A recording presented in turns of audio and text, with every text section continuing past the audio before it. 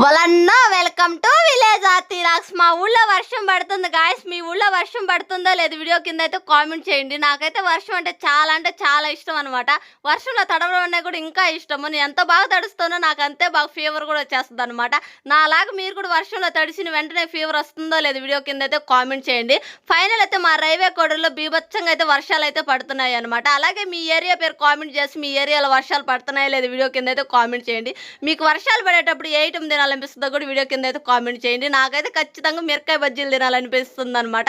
Final అయితే మేమైతే మిరకాయ బజ్జీలు అయితే తెచ్చేసుకున్నాము. ఇంటికి తెచ్చుకుని వెంటనే ఇంక నేనైతే టేస్ట్ చేయడం అయితే స్టార్ట్ చేసేసాను అనమాట. టేస్ట్ విషయానికి వస్తే వర్త్ అనొచ్చు, అంత బాగుందనమాట. మీకైతే ఏ ఐటమ్ తినాలనిపిస్తుందో కూడా వీడియో కింద అయితే కామెంట్ చేసేసండి. నాకైతే ఆల్మోస్ట్ మిరకాయ బజ్జీ అంటేనే ఇష్టం అనమాట.